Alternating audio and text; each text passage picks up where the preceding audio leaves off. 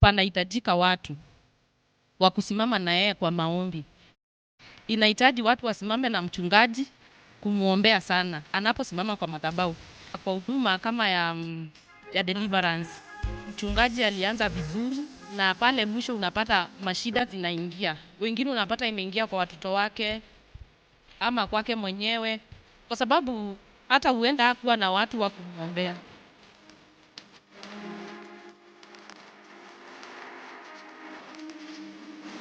Kazi ni nyingi, lakini watenda kazi ni wachache.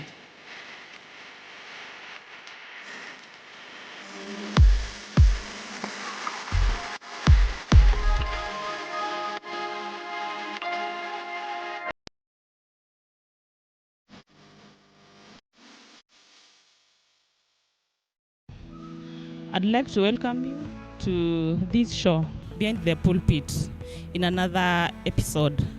I'm your host, Mrs. Wanda. This is a platform where we talk about very many things, but today we are talking about praise and worship. So about the preparation, the team itself, I have my guests here, they are praise and worship. So they will introduce themselves and they will tell you more. Amen. Thank you. I'm humbled. My name's Caro Praise, and I'm very humbled to be hosted in this show, Behind the Pulpit. Asante sana. On my right, I have a gentleman here. Introduce. Amen.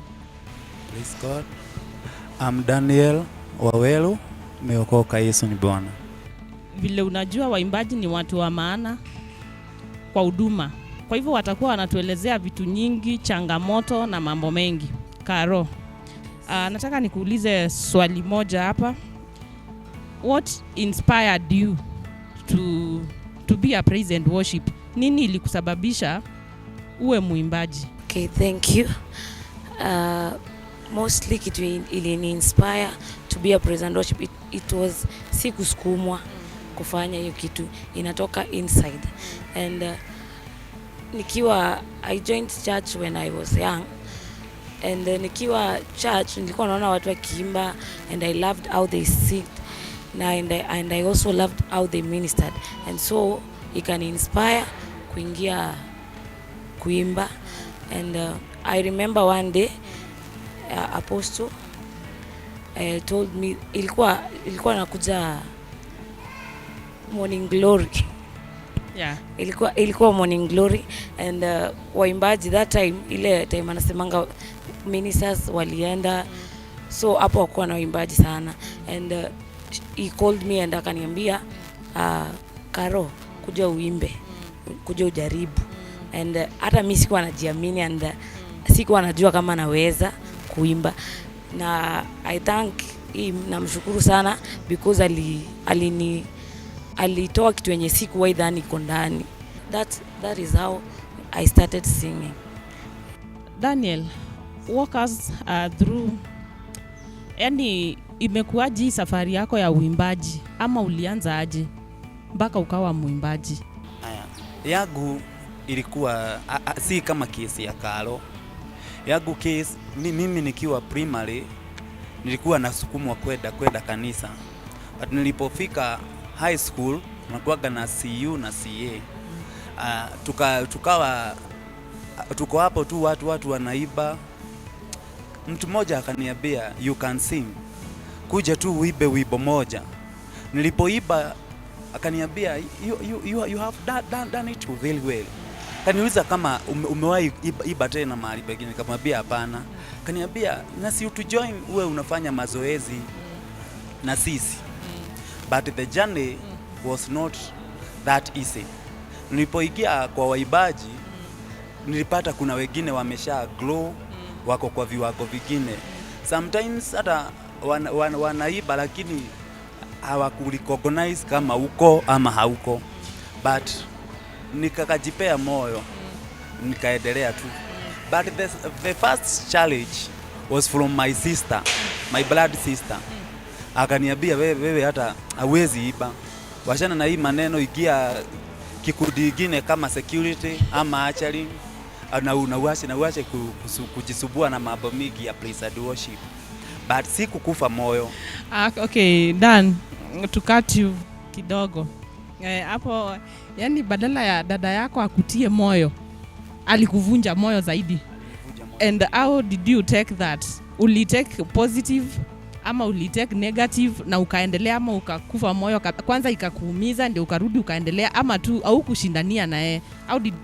How did you handle that? First time iliniumiza moyo, hata nikasikia ni kama naweza acha shash, but nikasikia tu msukumo tu niendelee. Na praise and worship leader yeye alikuwa in touch, ananiuliza, Daniel, sijakuona praise and worship practice. Nikaendelea tu nikifanya mazoezi kidogo kidogo, nikaanza kuiba worship. Siku moja nikaambiwa juu hakukuwa na waibaji, nikaambiwa ni lead praise.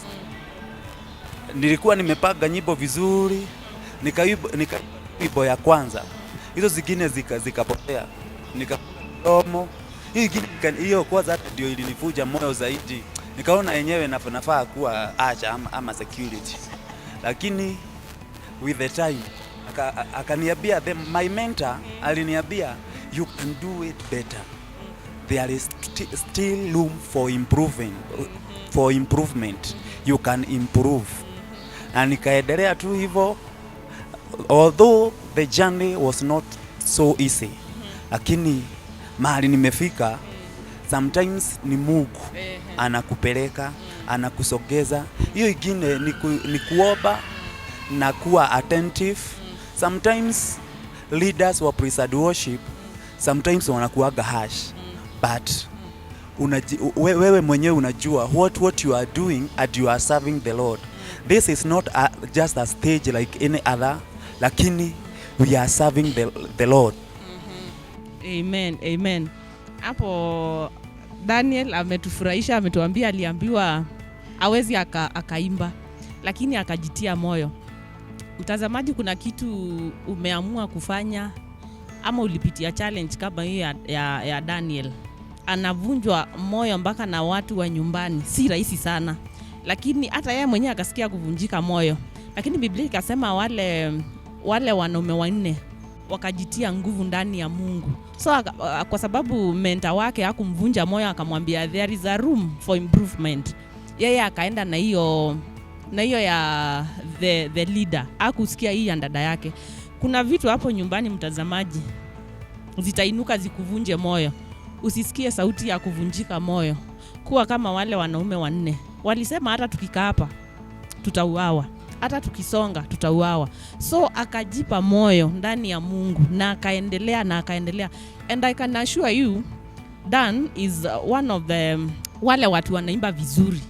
Okay, mimi napenda sana akiworship. Sijui yeye kwake ni gani, anasikianga ana fit, but akiworship mimi ninasikianga ananipeleka vizuri. Lakini one time alivunjwa moyo.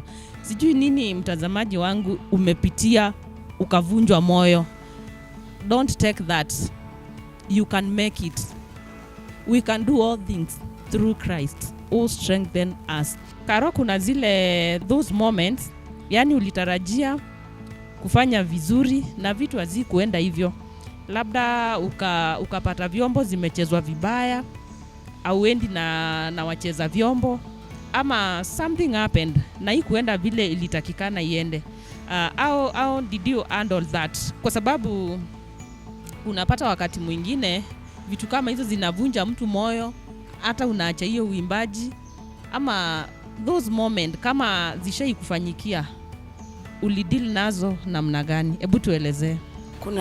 Kuna wakati kama huu unapatanga mmefanya practice and mkafanya vizuri, hata ukaekewa key yenye ukamwambia hii key niko sawa na hiyo key. Nikiimba kwa service, nikiminister kwa service, ndaimba na hiki. Lakini ukikuja kwa service unapata wamecheza venye, lakini haijaingia venye ulikuwa unataka, ama haija flow venye ulikuwa unataka, ama hata crowd haija respond to the song yenye ulikuwa umekuja kuminister naye. So sometimes hiyo ni challenge, na sometimes inafanyanga mtu anakuwa down. Unapata umetoka kuimba and then unasikia si kufanya vile nilikuwa nataka.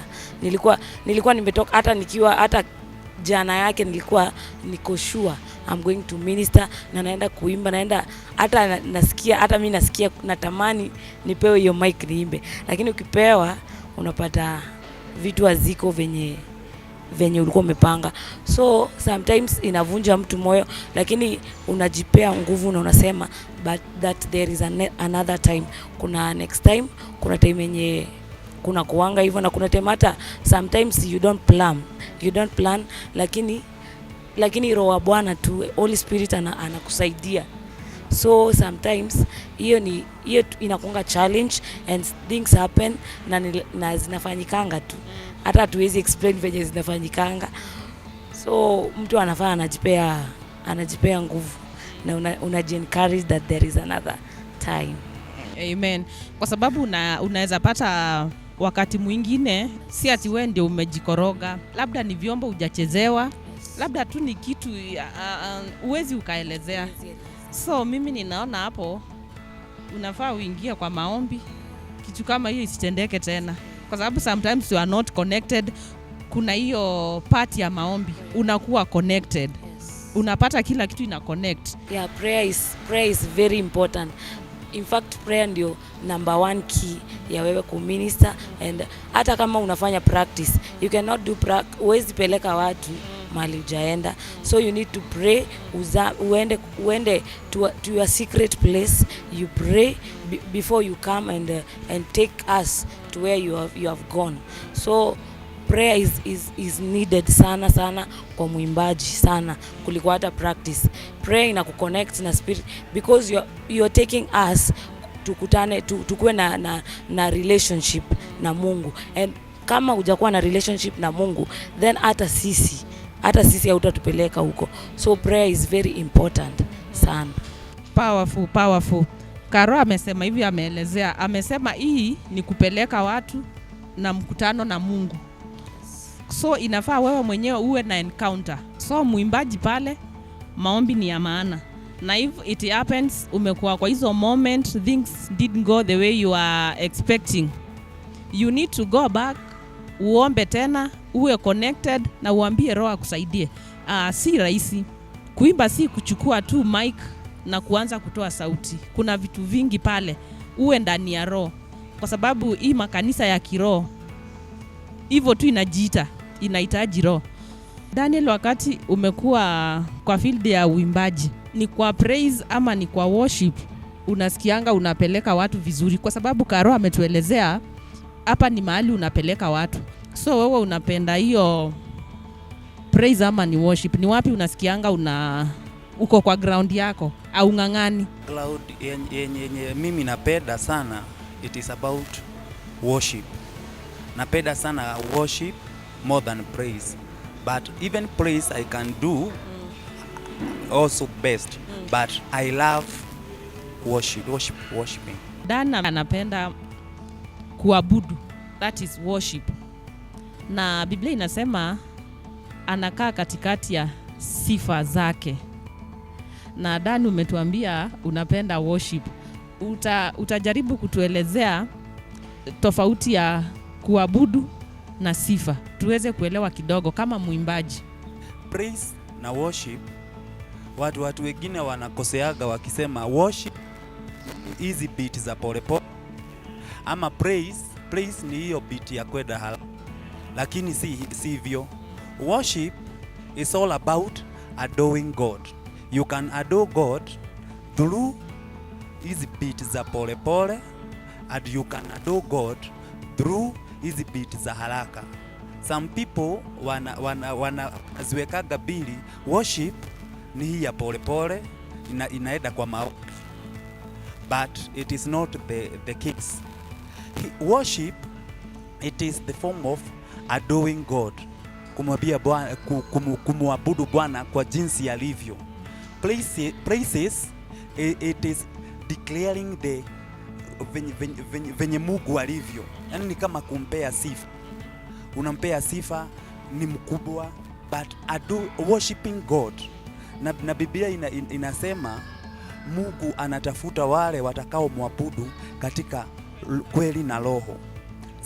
Sometimes worshiping praise everybody can do it, but worship need the spirit, need the backup of the spirit, kwa sababu Roho ndiye anatufundisha na Roho ndiye tuliashiwa awe msaidizi wetu, and you cannot worship God without help of Holy Spirit. Amen. So mimi naweza sema like worship ni hiyo act ya humility na adoration. Unamwambia Mungu wewe ni mzuri, yani you are putting your own words. So swali yangu inaenda kwa Dan. Waimbaji wako na challenges. What are those challenges? Kama unaweza ukatuambia Dan. Challenge ya kwanza ya waimbaji, audience wale wenye unaogoza, they expect more from you. Wana expect udeliver kitu, yani design yenye wanataka uperform. It is very different with how you are. Unaweza kuwa umeprepare, but unajua audience wakiwa pande ile, ukiwa haujaingia kwa stage kuperform, haujaingia kwa madhabahu kuhudumu, ukiwa huko katikati ya watu, everybody is a singer. Kila mtu anaiba, kila mtu anakuaga muibaji, but akikuja pande hii ingine wanaona mistake, but they are effort that you have put, lakini hiyo they will see a failure. Hiyo ni ya kwanza. Ya pili ni kuvunjwa moyo. Unaweza pata either ukiingia studio kuna maproducer watakuvunja moyo, na kitu kingine inavunja mtu moyo sana ni kucompare yourself with others. Unaweza jicompare, unaangalia mwenye ameiba hapo mbele yako, ama mtu mwingine unajua. Hiyo inaweza kuwa challenge, hata unaweza achana na uibaji. Uko pale umeitwa uimbe, and the audience wana expect a lot from you, so if you don't deliver, wako wanasema huyu naye anaimba namna gani? Those are some of the challenges. Ama umesimama pale, labda kitu imefanyika pale, labda hata kuna wengine hata usimama kwa stage unakuwa confused. Ulikuwa tu sawa, you have done everything, you are prepared, unachanganyikiwa. So badala ya wale watu pale wakutie moyo, wakuambie you can make it. One time niliona mwimbaji mmoja na akaingia kuimba, alikuwa ni kama alikuwa na ruka, akaanguka, aliamka nayo akaendelea. So kuna wale hawajui wana challenge imekuja kuendelea. So challenge ni mingi na zimewavunja moyo sana. Unapata wengine ametoka kwa hiyo uimbaji, ameanza pale kwa moyo wake akasema mimi ni kama si kuitwa kama muimbaji, naweza fanya vitu zingine. Lakini hizo challenge ziko na wanazipitia, wengine wamevunjika moyo, wengine wanaendelea. Ukipitia hizo challenge, umedeliver, watu hawajafurahia, ulikuwa maybe una lead praise na unaambia watu wacheze, wapige makofi, hawajapiga makofi, wameketi chini, it's like they are bored. Karo, how do you handle them? Kama venye umesikia Dan amesema, tuko na challenges mingi kama waimbaji, and every team iko na challenge zake na ikosi challenge, but challenge una handle challenge zako. Kama for example ulikuwa una minister and ukaenda kinyume na expectation yako ama ya audience, what you do, you first of all unaangalia ni nini ulifanya yenye ilikuwa mistake hapo. Maybe for example uliimba ukaenda off key, that is a mistake, and you need to next time uiangalie, ndo next time uongee hata na maybe instrumentalist wa kutengenezea key, uambie hiki last time haikuwa comfortable. So hiyo ni challenge number 1. Una face hata una change key, unaenda to a next key or you change a key. Challenge nyingine hata unaweza kuwa unaimba and maybe hiyo siku umeimba umesikia, maybe kuna venye umeimba ukasikia umeimba vizuri, lakini ukirudi nyuma maybe kuna mtu atakuja akwambie na leo huku ni bariki. Challenge kama hiyo unajua kuna venye mtu hujisikiangi, you cannot hear yourself, you cannot, maybe mtu mwingine akuone pale kando ndio akuambie, maybe amezoea ukiminister you pray a lot or you sing, yani unaimba vizuri, ama na hiyo siku amezoea ujaenda the way alikuwa anataka. Kila time unafaa kukua someone that is ready to be corrected, ndio you learn more and you grow more. Siku yenye utakuwa na mentality ya nimefika, then that day ndio unaanza kushuka, that day ndio unaanza kukufa. Hakuna siku yenye mtu anafikanga, every day we learn. So you need to know that ile mistake nimefanya leo, nataka kujua what have I done wrong, then next time you correct on that. Yeah, I think. Amen. Practice makes perfect. Unakosea, kesho yake tu unaendelea na unaacha kuchukua mambo in a negative way. Una take it positive na unajitia nguvu, kwa sababu nao kuna watu wengine wabaya, atakwambia tu vizuri, hapo umefanya vitu hazieleweki. Wachana na hizo, chukua the good side, uone mimi ninaweza, I can make it, then go with that. Kesho utakuwa mwimbaji mkubwa, mwimbaji wa kimataifa.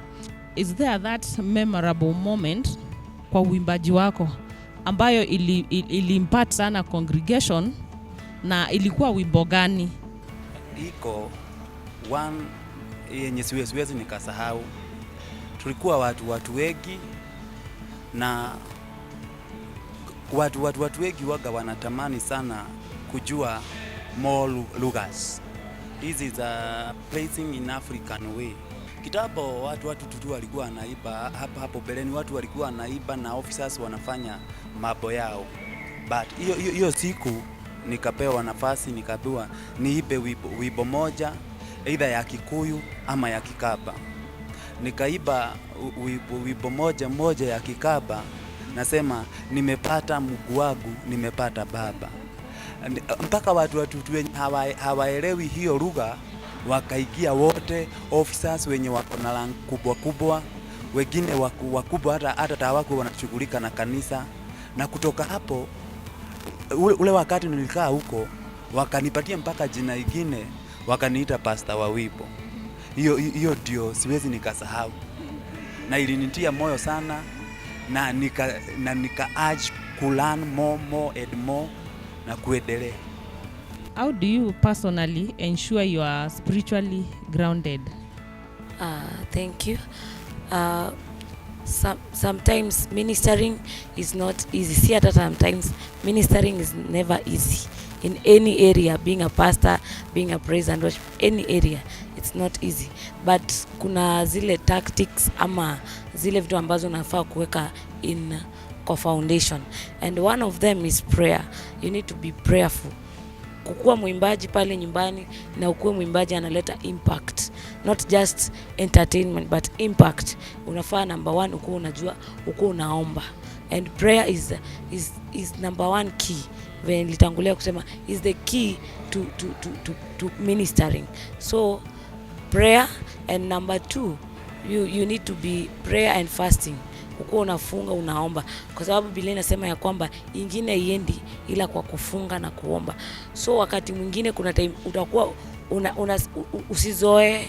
Unaona yenye inafanya ndio tusikue kama waimbaji ni kuzoea, kujua nimefanya prako nikakuanga mimi ndio najua kuimba sasa. So hiyo inafanya wakati mwingine au kui, na ndio usizoe kila wakati unaenda kuminister. Ukiambiwa tomorrow or next week you are ministering, make sure you pray. Na si hata siku yenye una minister tu, hata kila siku make it to be your lifestyle. Prayer, fasting, make it to be your lifestyle, and also practice. Uwezi kuwa unaenda kuimba pale and haujafanya practice. My viewer, ukizingatia hiyo uta remain grounded kwa hiyo field yenye huko. Nimeona present worship wengi, mwimbaji ana serve kwa madhabahu, anaimba kwa madhabahu kwa muda mrefu, na unakuja kupata huyu mwimbaji ana ndoa. Kuna mentorship. Lazima uketi chini ya mtumishi wa Mungu, akufundishe hadi you will, na ukue iga kusikia. Unajua watu wengi muibaji akishafika kiwango anaweza command, amepata fame, wengi hawanaga kanisa, wengine si watulivu, na wengine kitu yenye inafanyaga mambo kama ameitwa shashi hii, ameitwa shashi hii ingine, wakati kuna crusade anaitwa crusade huko, anaitwa huko kwingine, na hata pata time yake kukua ndani na kusikiliza. Sometimes it is better to listen. Uketi chini kwanza ufundishwe. Ukishafundishwa kama mtoto mdogo kwanza, ndio watoto wanasemaga nataka kuwa daktari, mwingine nataka kuwa engineer, lakini ndio afike hapo kuwa engineer, kitu ya kwanza anafanyaga anaenda shule, na that process lazima amalize mpaka aende ya graduate.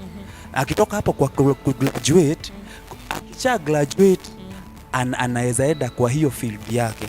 Waibaji wengi kitu yenye inafanyaga mtu akisha anza kuinuka, akipata fame, anasahau na this is service to God.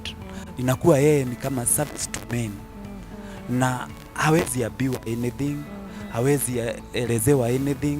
Ikine inakuaga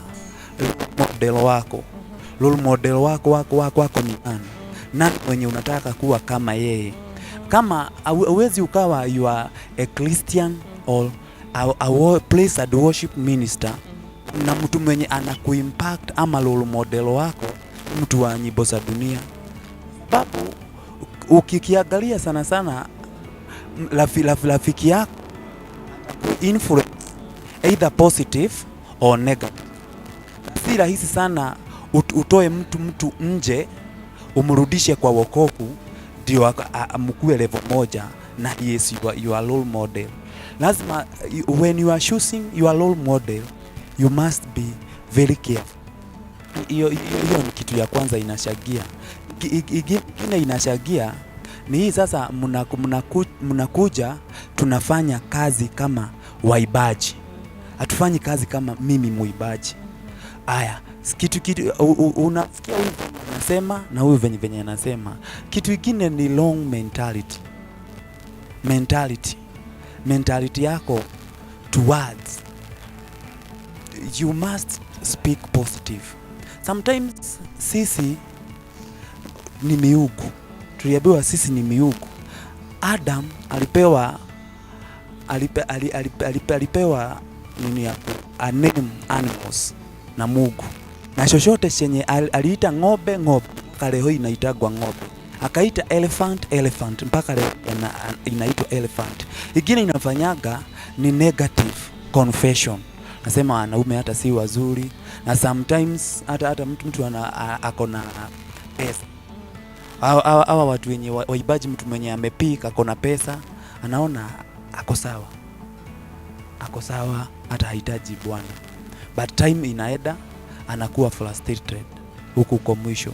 Wengine hata wana end up, mtu alikuwa anaiba kanisa juu ya hizi kuitwa occasion event, unakuta anaitwa rurashio huko. Sasa akiitwa rurashio, unajua rurashio kuna vileo hapo tipo tu unapataga ameshaaguka, na kuaguka sometimes it's not easy akuje admit ameaguka na ako na jina hiyo sana hata ndio inashagiaga kubwa sana, ameshaaguka. Na sisi tunasaidiwa na Roho Mtakatifu, hatuwezi fanya kitu bila Roho Mtakatifu. Have a mentor. Wewe ambaye ni muimbaji na unataka maisha yako iende vizuri, have a mentor. Kaa chini, hata wewe ulishwe. Hauko past kulishwa, hauko past kukaa chini na kunyenyekea, kusikiza neno, kwa sababu hauwezi ukagrow bila kulishwa kiroho. Utaimba, uimbe au lishwi mpaka kile kilikuwa ndani kiishe. So stay under mentorship. What is that piece of advice you can give to mtu yeyote anataka kujiunga na uimbaji? Unaweza ukamwambia advice tu kidogo, umuelezee. Kwa mtu yote anataka kujiunga na uimbaji, kitu ya kwanza unafaa ujiamini. Nilianza kusema that someone aliniambia, Apostle said that kuja tuimbe, and akaona potential ndani yangu, and maybe pale nyumbani hata hauna hata mtu anaweza ona potential, lakini we mwenyewe ni yako, ama uko na ile desire ya kuimba. Usikae kwa nyumba ukuangewe ni ule mwimbaji wa kuimba kwa bafu. Kuja, ingia kwa kanisa, imba, tukuza Mungu kwa hiyo kipawa amekupatia. Hiyo kipawa alisema ya kwamba usipomwimbia atainua mawe. Usingoje mawe inuliwe, na uko pale nyumbani unaweza inuka na ukamwabudu Mungu, na hata kupitia hiyo sauti yako, kupitia kuimba, watu wengi wanaweza akaokoka. Na hata ukiingia kwa any team, jua ya kwamba tumesema kuna challenges, so any challenge you face, take it positive na utake kugrow. Any day, nimesema any day, learn and learn and learn. Usiseme mimi nimefika, usiseme ati waliniambia nimeimba off, mimi ni kama naachana na uimbaji.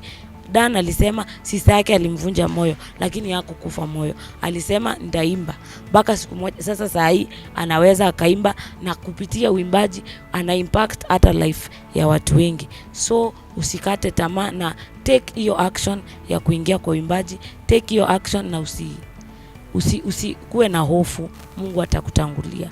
Amen. Dan, hata wewe kuna mtu ako pale nyumbani, ni nini unaweza ukamwambia ukiwa kwa field ya uimbaji? Hiyo advice tu moja unaweza ukamwambia kijana pale ako na huo mwito wa uimbaji, nini unaweza ukamwambia?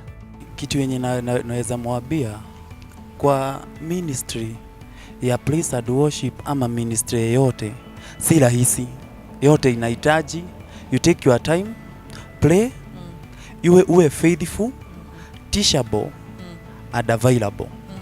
Some people ni wazuri kwa maombi, but they are not available, kwa sababu mnafaa mfanye practice waibaji, mfanye practice na wacheza vyombo, mafundi wa mitabo na backup, but you are not available, hautafika. Kitu kingine, are you teachable? Kama muibaji ama minister yeyote, lazima ukue teachable.